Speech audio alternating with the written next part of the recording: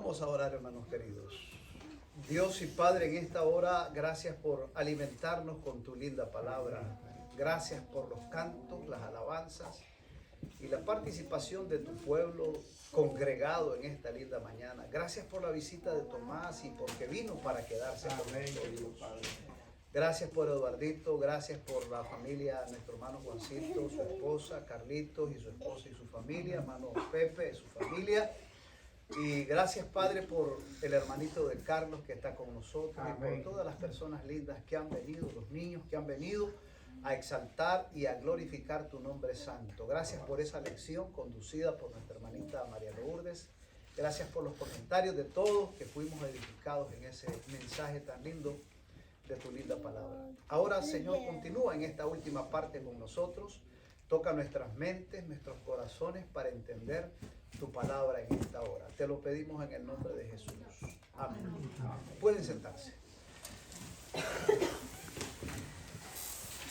Ok, hoy vamos a estudiar el libro de Génesis, el capítulo 11. Vamos a abrir nuestras Biblias y vamos a leer en el libro de Génesis, el capítulo 11. Génesis, el capítulo 11. Vamos a ver qué lecciones aprendemos de ese capítulo. Génesis, el capítulo 11. Hemos estado estudiando durante este trimestre el libro de Génesis. Estudiamos el capítulo número 1 extraordinariamente, que nos habla de cómo Dios es el centro del libro de Génesis, cómo Dios se presenta como el Dios altísimo, como el Elohim, y cómo Dios se presenta allí como el centro de la creación, el centro de los patriarcas y el centro de todo lo que ha ocurrido. También hablamos un poquito de que la entrada del pecado en el capítulo 2, capítulo 2 y 3, que la entrada del pecado a este mundo no fue un mero accidente, que no fue una sorpresa para Dios, que Dios, como lo tiene controlado todo, sabiendo todas las cosas, no es que Dios hizo al hombre y dijo, qué barbaridad, el hombre se me escapó de las manos, pecó. No, el apóstol Pablo explica la entrada del pecado a este mundo con lo que dice Romanos, el capítulo 8, verso 20. Dice que el mismo Dios que nos sujetó a vanidad es el mismo que nos sujetó a esperanza. En otras palabras, Pablo dice que la entrada del pecado a este mundo no fue una sorpresa y no fue un error de fábrica, sino que Dios permitió eso con una lección objetiva para advertirnos de las terribles secuelas y las consecuencias que la ciencia del mal trae sobre todas las criaturas.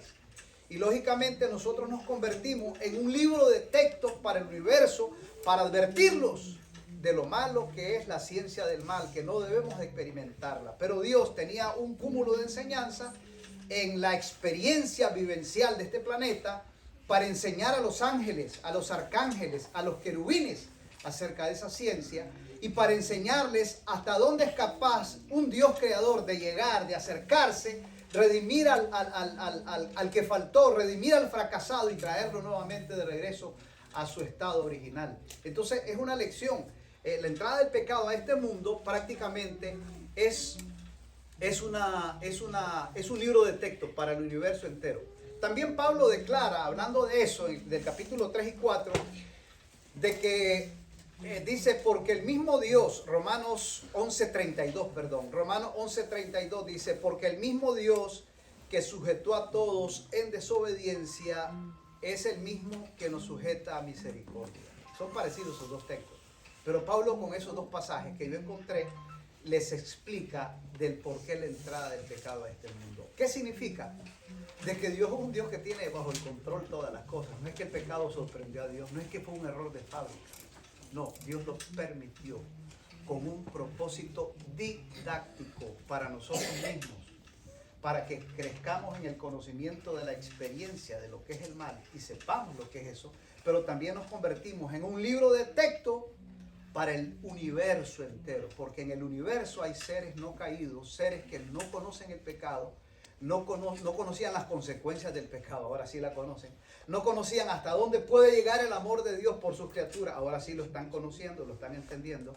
En el universo todavía seguiremos entendiendo el misterio del amor de Dios y de su misericordia para con el pecador. Y será ese tema, el tema del amor, un tema de eterna meditación. La eternidad no bastará para entender el amor de Dios, que apenas comenzamos a entenderlo por lo que ocurrió en este planeta y lo que está ocurriendo en nuestro planeta hoy.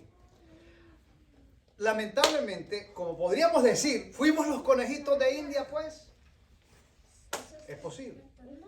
Pero Dios dice que por haber sido los últimos, porque el pecado se desarrolló en este planeta y porque fue en este planeta donde Dios envió a su Hijo a morir para hacer posible nuestra redención, Dios convertirá, dice Apocalipsis 20, 21, 22, convertirá este planeta en el centro de todo el universo. Wow, este planeta de ser lo último será el primero. ¿Qué les parece? Wow. O sea que hay cosas extraordinarias. Después de un fracaso, sí que viene un gustazo, hermano. Eso va a ser extraordinario y es lo que Pablo explica en el libro de Efesios. Así que nada de lo que está pasando en el mundo ha sorprendido a Dios. Dios lo permitió con propósitos que todavía no entendemos bien, pero con propósitos didácticos para el universo entero y para nosotros mismos. Bien. Ahora vamos a ver qué aprendemos de Génesis, el capítulo 11. Vamos a leer juntos un poquito ese capítulo. ¿Qué cosa quiere enseñarnos Dios?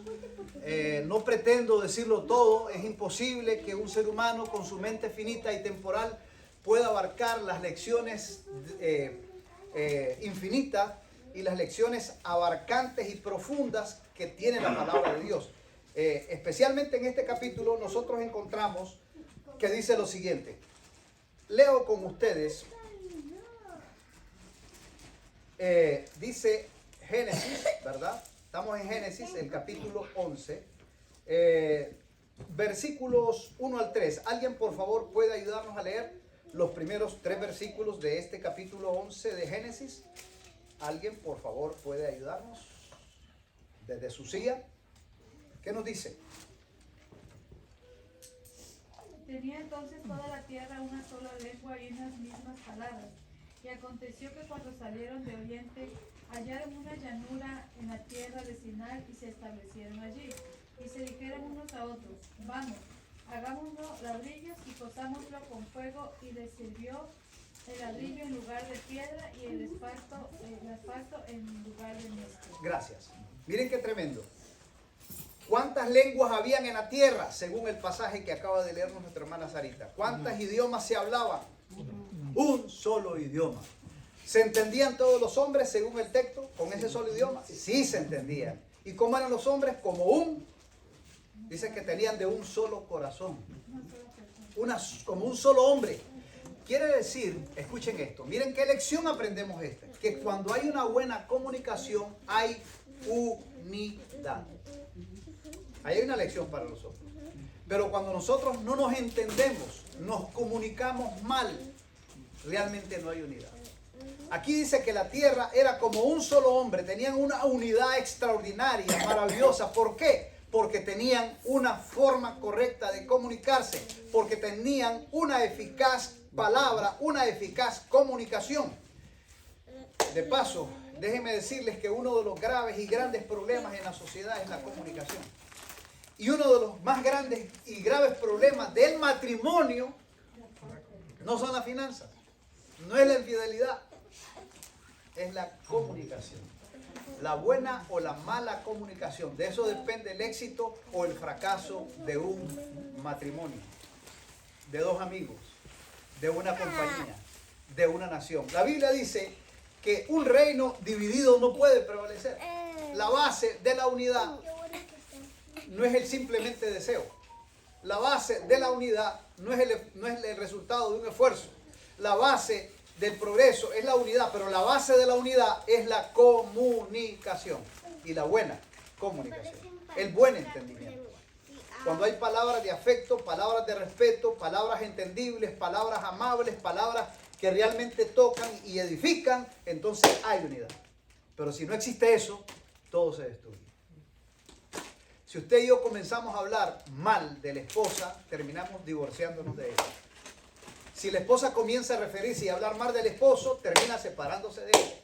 Si usted comienza a hablar mal de esta iglesia, de su iglesia, de esta congregación, usted termina separándose y yéndose de esta congregación. Es decir, las malas palabras nos dividen. Las buenas palabras nos unen. ¿Qué queremos usar? ¿Buenas o malas palabras? Y usted depende. Está al alcance suyo. Dice que en el poder de la palabra está la vida o la muerte. Y Jesús dijo, por tus palabras serás justificado o por tus palabras serás condenado. Wow, el poder de la palabra. Es muy importante la palabra. Saben que en el libro de Marcos, no preciso el texto, pero voy a parafrasear el mensaje. Dice que como tú dices, se hará. Como tú hablas, se hará. Lo que temes, te viene, dice el proverbio. Entonces hay un juego de cosas muy importantes entre lo que tú piensas y lo que tú dices. Escúchame esto. El pensamiento genera la palabra. El pensamiento tiene poder porque genera la palabra y la palabra hace posible muchas cosas. Dios dice que cuando nosotros hablamos, dice el pensamiento, como dices, se hará.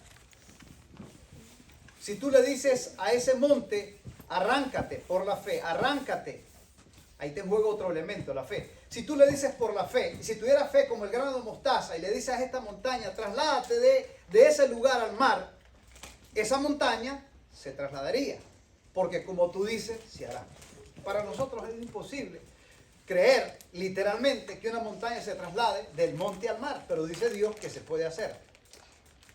No tanto enseñándonos la lección literal, sino diciéndonos que hay cosas que nos parece imposibles, como el hecho de trasladar una montaña. Nos parece imposible trasladar una montaña al mar. Eso es algo imposible. Pero lo que está diciendo Jesús ahí es que hay un poder extraordinario, trascendental, no entendible, que ustedes y yo no comprendemos en las palabras. En las palabras hay un poder grandísimo que tú y yo no terminamos de entender. ¿Saben que cuando Dios dijo, se hizo? ¿Sí o no? ¿Cómo hizo Dios las cosas? Con su palabra. Dice que al sonido de sus palabras, las cosas se hicieron. Dice que lo invisible hizo lo visible. Dios habló y existió. Dios dijo, sea la luz. Y se hizo la luz. Porque en su palabra hay poder. Dios dijo, produzca la tierra hierba. Y la tierra produjo hierba porque su palabra tuvo poder. Dijo Dios, produzcan las aguas, peces y aves del cielo. Y así como la palabra de Dios declaró eso, así se hicieron. Y la palabra de Dios trajo a la existencia las lumbreras. Y la cronología del tiempo, días, meses, años, Dios lo hizo con el poder de sus palabras. Dios pudo haber hecho con el poder de su palabra al hombre, hágase el hombre del barro, y lo hubiese hecho. Pero Dios quiso de forma singular y específica enseñarnos que Dios no solamente es un Dios altísimo, sino un Dios inminente, o sea, un Dios que está muy cerca de usted. Que aunque alto, grande, poderoso, sublime, Dios es un Dios Yahweh, que significa que yo estoy contigo, yo soy contigo, yo estoy contigo. Y dice Dios que Dios dijo, hagamos al hombre, y tomó barro, lo humectó con agua, o sea, lo humedeció y comenzó a hacer la mezcla para hacer la forma del hombre, y luego besó al hombre y le dio parte de su vida. O sea, vemos a un Dios que pudo haberle dicho, hágase el hombre, pero con nosotros fue algo singular, especial. Nos formó con sus manos y con el calor de su aliento. ¿Qué les parece? Llenos de amor. Amén. Ahora, pero vamos al punto que quiero enseñarles y enfatizarles con el libro de Génesis 11. Dios dice que hay poder en la palabra. Que aunque estos hombres estaban en un propósito malo, ustedes pueden ver que dice que ellos decidieron hacer una torre alta y dijeron, nunca más vamos a ahogarnos por un diluvio. Y para evitar eso, vamos a hacer una gran torre gigante que llegue al cielo. Y vamos a hacernos un nombre. O sea, que lo que ellos querían hacer no solamente era capearse de un futuro diluvio, sino autoexaltarse y que su nombre nunca se olvidara. Nos haremos un nombre que dará una huella imborrable en este planeta de que nosotros existimos. Nos haremos un nombre famoso. Nadie nos va a olvidar. Eso es lo que estaban diciendo. Entonces, hay dos cosas negativas. Número uno, el ego. ¿Qué voy a hacer para que no me olviden y sepan quién soy yo? Así somos. Es que yo soy el que mando. ¿Verdad? El ego siempre resalta. Eso era lo que estaban haciendo. Y en segundo lugar, ¿qué otra cosa estaban haciendo? Ridiculizando la palabra de Dios que dijo: nunca más volveré a traer diluvio sobre la tierra. ¿Qué dijeron? Dios es mentiroso. No es cierto. Hagamos una torre porque esa torre nos va a salvar del próximo diluvio que venga sobre nosotros. Entonces era un desafío a Dios mismo. Entonces dijo Dios: está haciendo el mal. Está haciendo mal este hombre. Están haciendo mal lo que están haciendo. Están haciendo mal. Descenderé. Y dice que Dios descendió. Y dice el texto, hay una expresión en el texto, creo que en el 5, dice: descendamos para ver qué hacen los hombres. Lean el texto. Creo que es en el versículo 5. ¿Quiere leernos, hermano Pepe? Jehová descendió para ver la ciudad y la torre que edificaban los hombres. Ok, en otras versiones dice descendamos. Pero me gusta esa traducción porque cuando dice descendamos, no está diciendo voy a descender, sino que está usando el mismo vocablo. El 7, ¿qué dice? Léanlo. Vamos pues, descendamos y confundamos allí su lenguaje Vamos, para que nadie pues. entienda lo que dice su compañero. Oye, ¿a quién le está diciendo Dios si Dios es uno? ¿Cómo podemos entender esta expresión? Volvemos al mismo punto. Hagamos al hombre. Ahora dice, descendamos para ver qué hacen los hombres. Ahora, aquí se enseña un principio teológico que no se puede eludir. Es decir, algunos que están diciendo de que no existe Padre, Hijo ni Espíritu Santo, sino que solo es Dios. Y que el Espíritu Santo es una fuerza y que el Hijo es un ser creado. Es decir, es una equivocación, yo diría una aberración teológica. Realmente la Biblia enseña en todos los términos, desde Génesis hasta Apocalipsis, que Dios el Padre, Dios el Hijo, Dios el Espíritu Santo es un Dios, pero se revela en tres personas. Es decir, podemos ver la pluralidad de Dios. No es que sean muchos dioses, no somos politeístas, no. Somos monoteístas porque creemos en un solo Dios. Pero ese Dios se revela, se manifiesta en tres ministerios. ¿Cuáles son esos ministerios? Padre, Hijo y Espíritu Santo. Pero es un Dios, pero se revela en tres. Pero ¿cómo es eso? Si no, Dios no puede ser tres. ¿Y qué puede discutirle a Dios? Si Dios quiere hacerse 4, 5, 10 y 20, lo puede hacer porque es Dios. ¿Estamos de acuerdo? Y si Dios quiso revelarse en tres personas, ¿por qué le vas a discutir a Dios que por qué es tres, que por qué es tres? No está diciendo la Biblia que Dios es una multitud de dioses. Está diciendo que Él es uno, pero se revela en tres. Punto. Hay algunos que dicen, no, Dios, los unitarios es la palabra. A nosotros nos dicen los trinitarios y ellos son los unitarios. Los trinitarios son paganos porque creen en tres dioses, dicen. Malentendiendo y mal usando esa expresión, porque la verdad es que la palabra Trinidad no existe en la Biblia. No aparece la palabra Trinidad, solo aparece deidad. Y deidad es una expresión que se usa para referirse a Dios, pero también se usa para referirse al hecho de que Dios se manifiesta en tres personas: Padre, Hijo y Espíritu Santo. Cuando Dios dijo descendamos, estaba diciendo justamente, está revelándonos el hecho de que Dios es una compañía, de que Dios es una sociedad, de que Dios es una familia. Por eso cuando Dios hizo al hombre, dice que los hizo padre, esposa e hijo. Es decir, Dios instituyó algo semejante a Él. Todo lo que Dios hace, lo hace semejante a Él. Y la familia es dos o uno. Aló, es una familia. Pero en la familia, ¿cuántos hay? Varios. ¿Pero es cuántas? Una familia. El escudo, ¿cuántas esquinas tiene? Un escudo, ¿cuántas esquinas tiene? Un escudo, hablando de un escudo. Tres. ¿Pero cuántos escudos? Uno. El hecho de que tenga tres esquinas no significa que son tres escudos, es un escudo. Una bandera, ¿cuántos símbolos tiene? ¿Cuántos símbolos tiene esta bandera? ¿Cuántos? El color rojo, el color blanco, las estrellas, el color azul. Varios símbolos. ¿Por cuántas banderas son? Una. Es una bandera. Entonces, si queremos ilustrar un poquito la deidad con palabras humanas, podríamos decir lo mismo. Dios es uno, pero se revela en Padre, Hijo y Espíritu Santo. Por eso Jesús dijo, vayan y bauticen en el nombre del Padre, del Hijo y del Espíritu Santo. Por eso lo menciona. Por eso Pablo, cuando saluda a los hermanos en Corintios, le dice la gracia del Señor Jesucristo, 1. El amor de Dios, 2. Y la comunión del Espíritu Santo, 3. Sea con todos ustedes. Porque si Pablo estaría en contra de eso, hubiese dicho que Dios los bendiga. Punto. Pero no, Pablo mencionó 3, interesante. Porque la Biblia no deja de revelar ese principio para mostrarnos de que Dios es una deidad.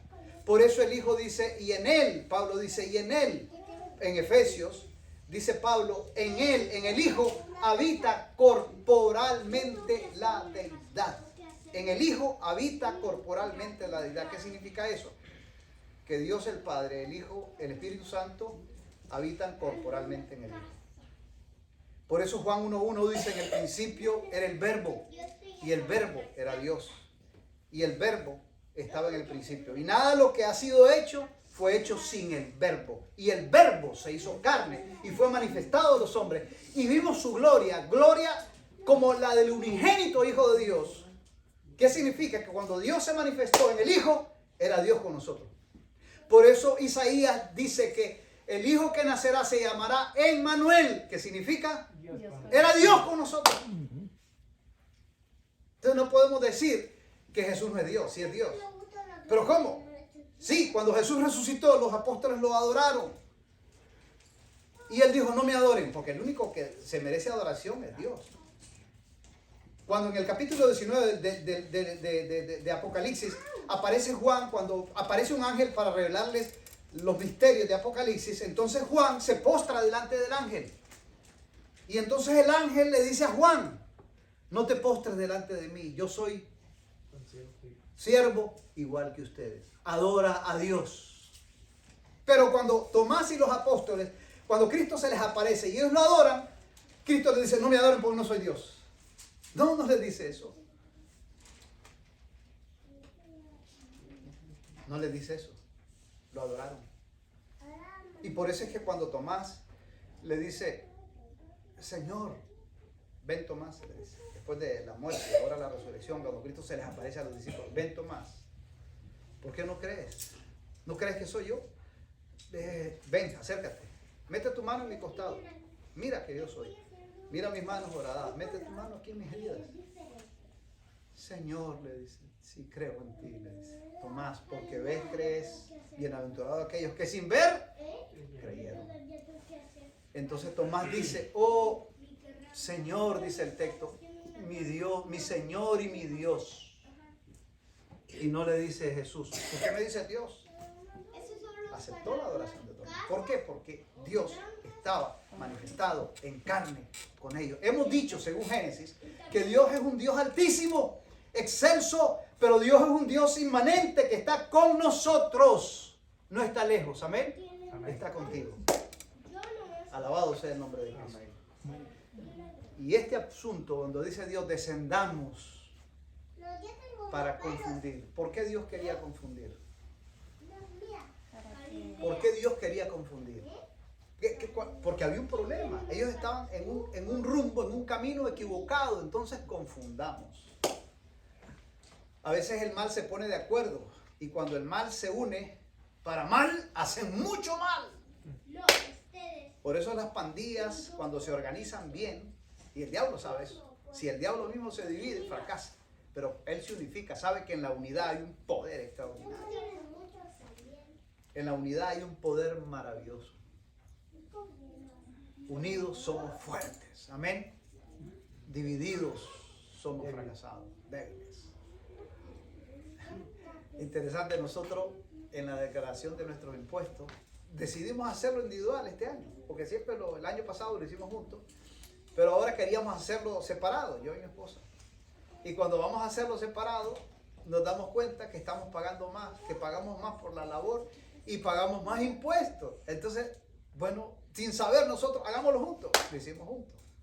Y entonces el Señor nos cobró menos y los impuestos se pagaron menos y nos devolvieron más. En la unión hay fuerza. Increíble, hermano. Cuando usted y yo estamos unidos, hay fuerza. Pero cuando nos dividimos, hay debilidad. Y el diablo sabe bien eso. Y Dios lo sabe bien también. Escuchen esto. Entonces, cuando Dios dijo que estaban unidos para el mal, entonces Dios dijo, ¿qué vamos a hacer? Solo vamos a generar un pequeño problema en ellos. toquémosle la lengua. Toquémosle la lengua. O sea, ellos tienen un solo idioma, se entienden, hablan bien, solo enredémoslos un poquito y les tocó la lengua. Y comenzaron a generar palabras. Y en lo que estaban haciendo la gran torre, pásame la pala. Entonces aquel le traía una carreta, digamos así. Pásame la carreta. Y le pasaba el martillo. ¡Que no entendés! Y ustedes saben la riña que comenzó entre ellos. ¿Por qué? ¿Por qué comenzó una riña entre ellos? Porque no se entendían. Porque no se comunicaban bien. Eso es lo que trae una mala comunicación. Entre esposos, en la familia, en la compañía, en el trabajo, en la iglesia misma. Si nosotros no nos sabemos comunicar, nos vamos a destruir. Si en la familia, si en el hogar no nos sabemos comunicar, el hogar, los matrimonios se destruyen y fracasan. Los hijos se van y se dividen. Hay que aprender a comunicarnos. Es una lección que debemos, ustedes, aprender. Porque esto es para mí primero. Debo de aprender a comunicarme bien con las personas, con mi familia, con mis hijos, con mis hermanos. Debo de aprender a comunicarme bien y a no decir palabras maldicientes. ¿Saben que la Biblia prohíbe que seamos maldicientes? No debes de maldecir, debes de ser bendicientes. Porque le dijo Dios a Abraham: Abraham, sal de tu tierra, de tu parentela, al lugar que yo te mostraré. Haré de ti una nación grande. Al que tú bendigas, será bendito. Y el que te maldiga, será maldito. Es decir, ahí está diciendo que la maldición no solamente cae sobre la persona, viene sobre tu propia vida. Entonces no hay que ser maldiciente porque es un daño para los demás y es un daño para ti. Porque cuando así a veces en las familias, tradicionalmente los hijos le decían antes, no sé si ahora, écheme la bendición. ¿Se acuerdan de esas expresiones de los padres? Écheme la bendición. ¿Saben por qué?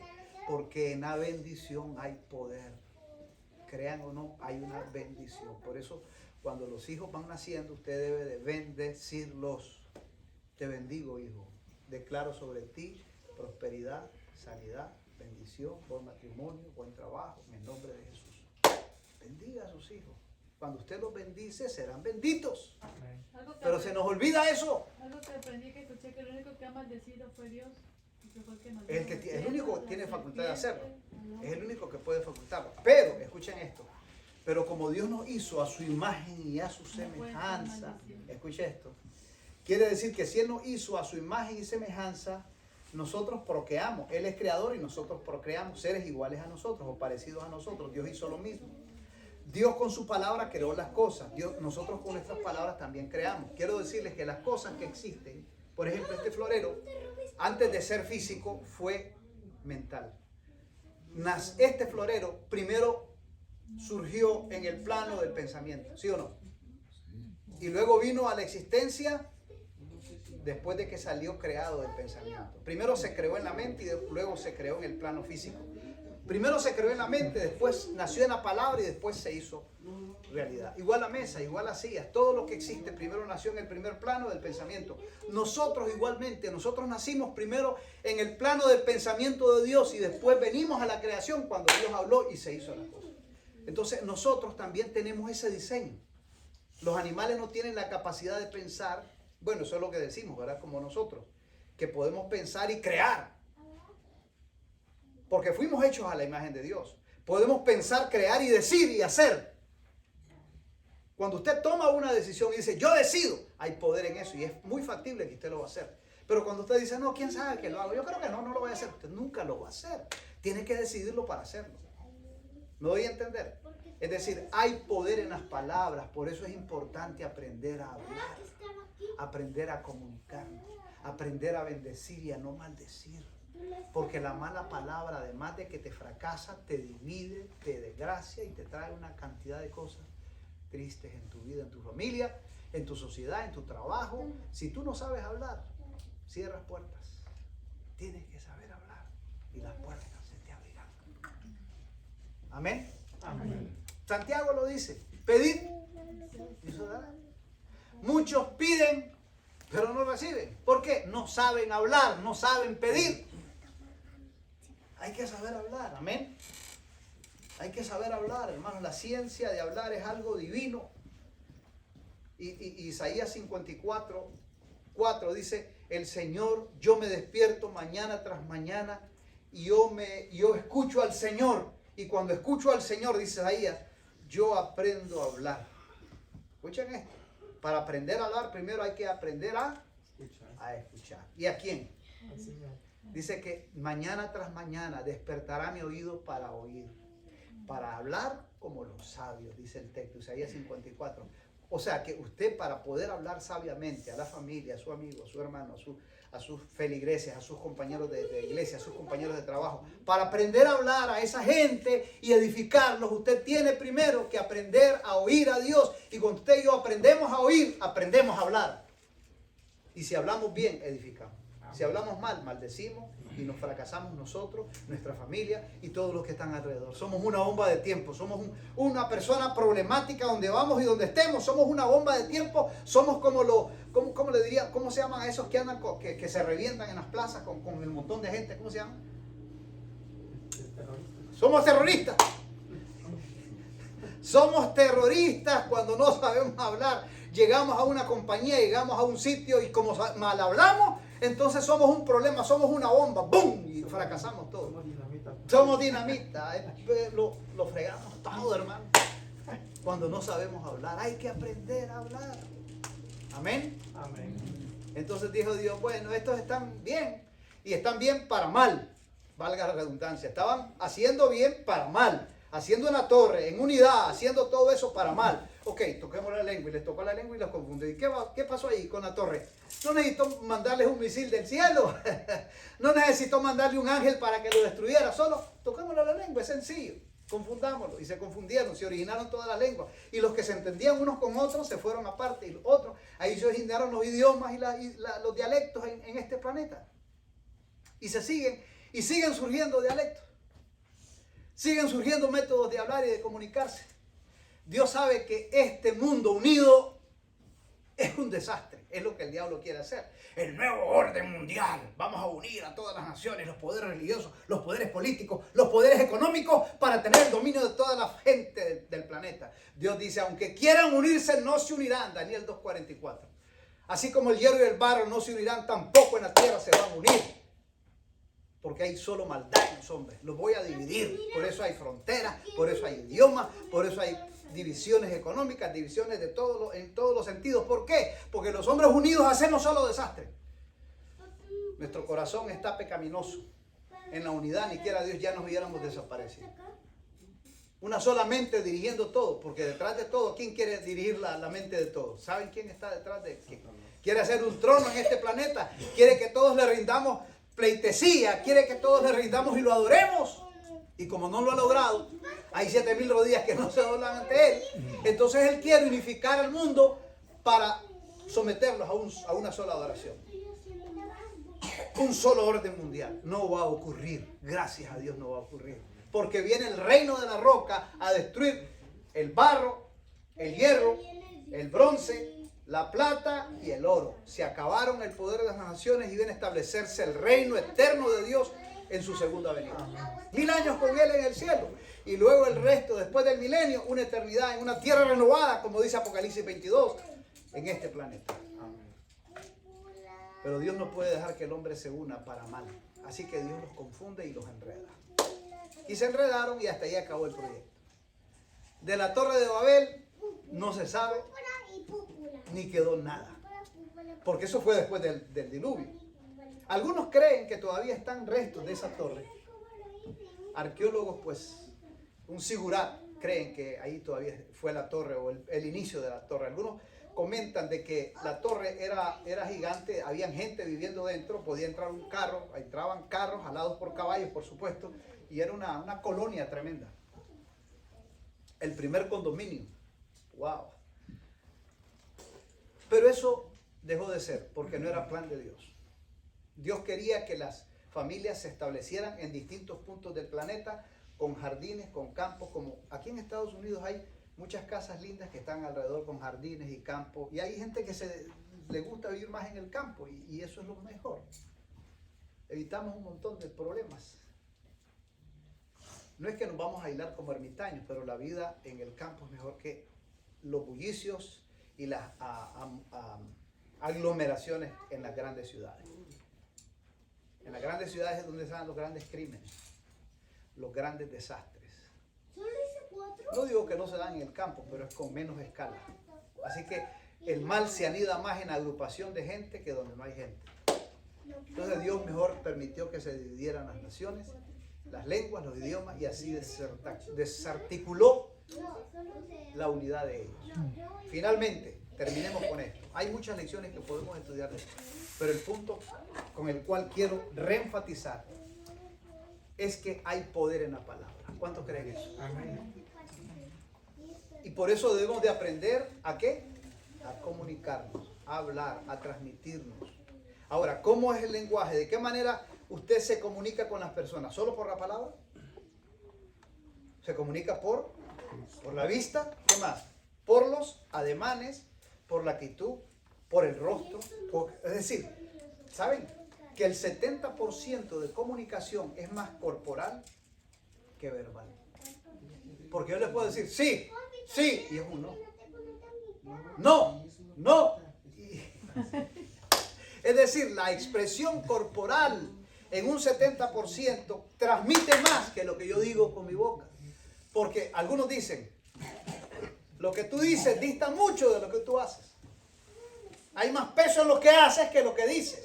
Transmite más mensaje lo que haces que lo que dices. Es cierto. Hay más influencia por lo que hacemos que por lo que decimos. Porque el hacer, el ademán, las expresiones, las acciones, son una forma también de comunicarnos. Por eso hay que cuidar cómo actuamos, cómo procedemos, cómo saludamos, cómo hablamos. Definitivamente, amigos, debemos de ser, nuestra expresión debe de ser afectuosa y sincera. Amén.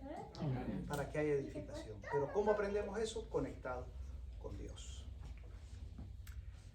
Que Dios nos bendiga, hermanos queridos, y nos ayude a estar unidos. Dice que cuando el Espíritu Santo vino sobre los discípulos, estaban juntos y unidos en el aposento alto. Y cuando estaban ahí en el aposento alto, dice que ellos antes de estar unidos, estaban orando. ¿Qué significa eso? Que cuando nosotros oramos, nos unimos. Si oramos juntos, permanecemos unidos, estamos unidos. Pero cuando no oramos, nos dividimos. Hay que orar juntos para permanecer juntos. Hay que orar unos por otros para permanecer juntos. Hay poder en la oración. Así que si hay problemas en la familia, en el trabajo, en el ambiente donde estamos, en la iglesia, hay que orar. La oración tiene poder para disipar todo mal y unificarnos. Amén. Amén. Que Dios les bendiga, hermanos. Vamos a entonar un canto que se llama Sinceridad. ¿Puedes ponérmelo, Lourdes? La pista tienes conectado. Vamos a entonar un cantito, Sinceridad. Puedes buscarlo, pista, Sinceridad. Ese canto es muy lindo, ¿verdad? Dios quiere que nosotros hablemos de la realidad. La pista, Sinceridad. Escuchen el mensaje de ese canto. Creo que ya lo saben, lo han escuchado posiblemente, pero lo vamos a hacer para que termine de remarcar lo que estamos diciendo. Dale volumen, sí.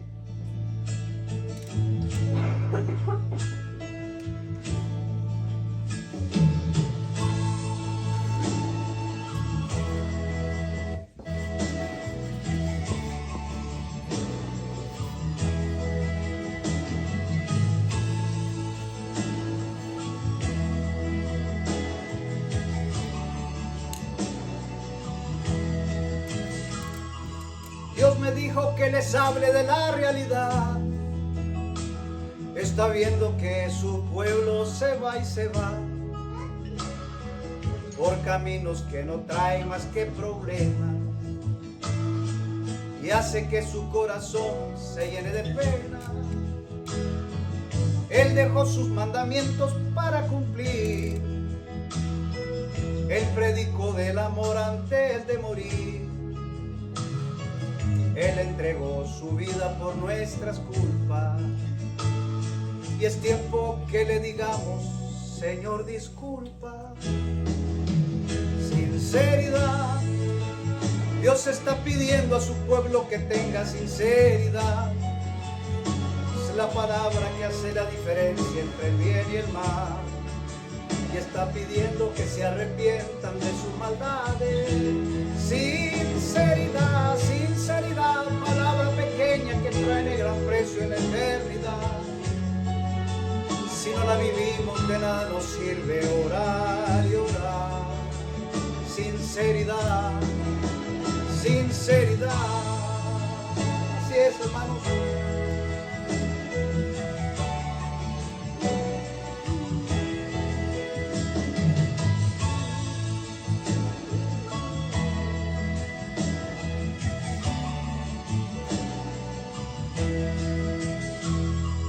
El que quiera con Jesús irse a vivir, más vale que tenga oídos para oír. Es que el cielo no se gana por obras. Él pide gracia toda o ninguna. Él quiere que hoy dejes todo mal, entregues tu vida siempre a Él. Quiere que le des tu vida y tu familia. Quiere que entregues tu ser entero a Él. Sinceridad. Dios está pidiendo a su pueblo que tenga sinceridad. Esta es la palabra que hace la diferencia entre el bien y el mal. Está esperando que se arrepientan de sus maldades. Sinceridad, sinceridad, palabra pequeña que tiene gran peso en la eternidad. Si no la vivimos, de nada nos sirve orar y orar. Sinceridad, sinceridad.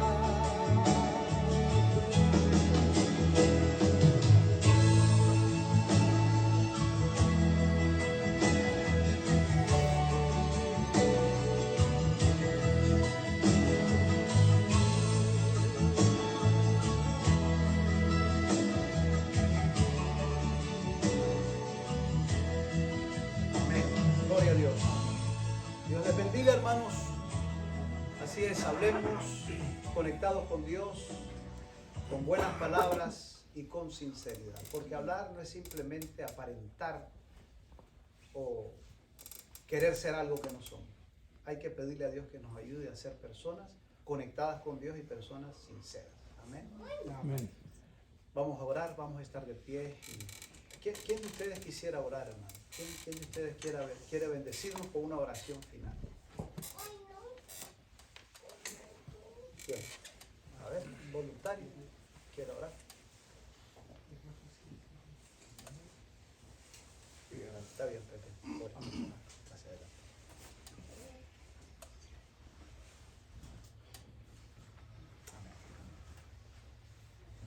Querido Padre que moras en los cielos, alabado y glorificado sea su santo y bendito nombre, mi buen Jesús. Amén.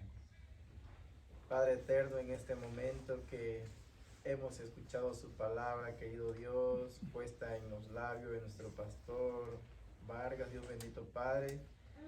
Damos gracias, mi Señor, porque de una u otra forma se preocupa por nosotros, nos quieres y nos amas, Dios Padre querido, y así como le hizo ver a Caín el error, querido Padre, para poder moldear y cambiar su actitud. Hoy en día también, querido Padre, en cada mensaje nos muestra, Dios bendito Padre, de que podamos dejarnos guiar por usted. Amén. Gracias por este mensaje instruido por el Espíritu Santo, querido Dios, porque es un tema muy importante en el cual nosotros como iglesia, principalmente como persona, en mí, querido Dios, que pueda mostrar una sinceridad, querido Padre, que pueda ser humilde ante su presencia, Dios eterno, y dejarme guiar por usted, escuchar la voz de su Espíritu Santo, para poder transmitir el amor de mi Cristo Jesús, y no ser, Padre eterno, algo en el cual se escucha mala palabra, pero que sea hipocresía. Querido Dios, necesitamos ser sinceros contigo, querido Padre, para poder ser sinceros con los demás. Que esta iglesia, Dios bendito Padre, no vea nuestros defectos de cada uno de nosotros, que podamos ver las virtudes en Cristo Jesús y seamos una iglesia unida, querido Padre, para el reino de los cielos. Ayúdanos a prepararnos, Dios Padre, porque tu venida ya está, Amén. querido Dios. Las señales ya se han cumplido y muy pocas son las que ya se están cumpliendo, Dios eterno. Ayúdanos a prepararnos. Hoy es el día de preparación porque no sabemos si mañana estaremos vivos. Por eso hoy le agradecemos, Dios bendito Padre, por este regalo de la vida. Gracias. Gracias por este privilegio, querido Dios, de poder ver tu iglesia, querido Padre, cada día más llena, Dios bendito. Gloria a Dios. Que su Espíritu Santo trabaja, por eso suplicamos que nos Gracias. perdones, porque Él es el que toca los corazones Aleluya. y hace venir a las personas, Amén. como lo hizo con Francis, así también Tomás. con su hijo Tomás Amén. Delgado, querido Padre. Bendícelo grandemente Gracias, con Padre. toda su familia, Dios Amén. eterno, al igual que Eduardo, a mi hermanito Juan con su esposa, Amén. por todos sus hijos, sus nietos, querido Padre, Gracias, por Padre. Carlos, querido Dios, por Amén. su familia, sus niños, por Rodolfo, con toda su Amén. familia, Gloria a por Dios. mi esposa y toda mi familia también, y principalmente por el pastor que está dirigiendo esta obra en este lugar, Dios Padre querido. Gracias por todo, nos ponemos en tus lindas manos a salir de este lugar, querido Dios. Queremos hacerlo con su bendición y su protección, Amén. querido Padre. Lo rogamos en Cristo Jesús. Amén. Amén.